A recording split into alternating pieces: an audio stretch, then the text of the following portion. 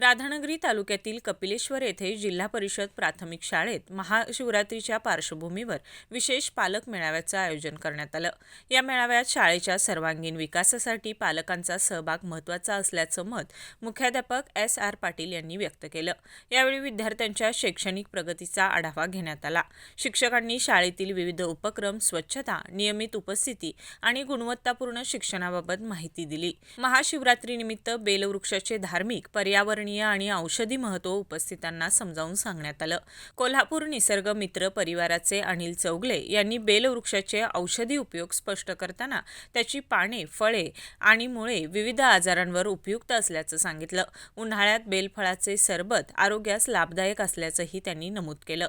याच कार्यक्रमात महाराष्ट्र राज्य बाल संरक्षण हक्क अभियानाबाबत मार्गदर्शन करून माहिती पत्रकाचं वितरण करण्यात आलं।